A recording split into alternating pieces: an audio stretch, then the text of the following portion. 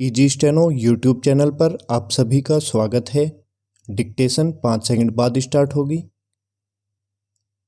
Ready start. Uttarakhand के बाद जिस तरह गुजरात सरकार ने समान नागरिक संहिता लागू करने की पहल की, उस पर अन्य राजनीतिक दलों और सामाजिक संगठनों की प्रतिक्रिया आना स्वाभाविक है। भाजपा विरोधी दलों की प्रतिकूल प्रतिक्रिया अपेक्षा के अनुरूप ही है, लेकिन यह देखना सुखद है कि कुछ मुस्लिम संगठन समान नागरिक संहिता के पक्ष में दिख रहे हैं। इसका अर्थ है कि वे उन भ्रांतियों से मुक्त हो रहे हैं जो समान नागरिक संहिता को लेकर पैदा की गई है। भ्रांतियां पैदा करने में कुछ राजनीतिक दलों की तो भूमिका है ही, कथित बुद्धिजीवियों ने भी अपना योगदान दिया है। उनकी ओर से यह वातावरण बनाया गया है कि समान नागरिक संहिता कुछ समुदायों और विशेष रूप से मुस्लिम समुदाय के लिए ठीक नहीं रहेगी। यह निराधार ही नहीं, शरारतपूर्ण भी है, क्योंकि यह संहिता देश के सभी नागरिकों के लिए होगी, वे चाहे जिस भी पंथ, जाति और क्षेत्र के हो। यदि यह संहिता किसी वर्ग के हितों के विरुद्ध होती तो गोवा में उस पर अमल नहीं हो रहा होता। गोवा में पुर्तगाली शासकों ने समान नागरिक संहिता लागू की थी और भारत में उसके विलय के बाद भी वह जारी रही।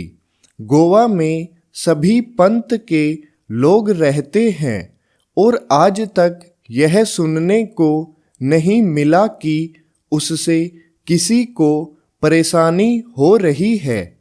प्रश्न है कि जो व्यवस्था देश के एक राज्य में लागू है, वह अन्य राज्यों में क्यों नहीं लागू हो सकती। समान नागरिक संहिता को लेकर संकीर्ण राजनीतिक कारणों से जो दुष्प्रचार किया जाता है, उसका प्रतिकार करने के लिए यह आवश्यक है कि इस संहिता का कोई मसौदा प्रस्तुत किया जाए।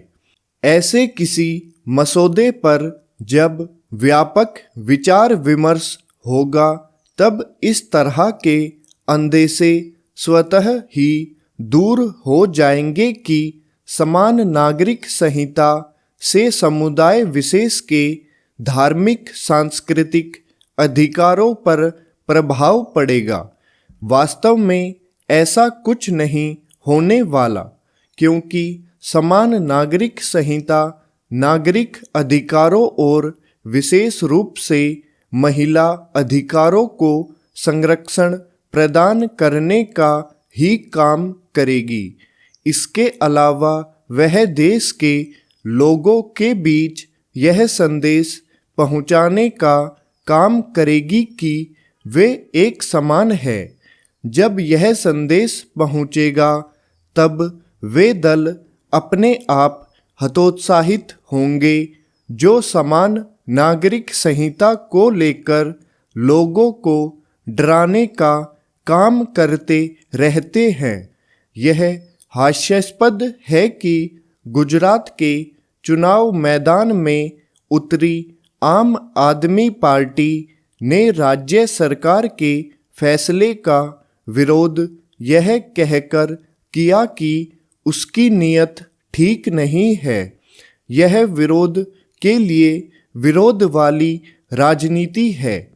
इस राजनीति के लिए अब कोई स्थान नहीं रह गया है, क्योंकि सब जानते हैं कि जब किसी फैसले के खिलाफ कुछ कहने को नहीं होता तभी सरकार की नीयत पर सवाल उठाए जाते हैं। स्टॉप।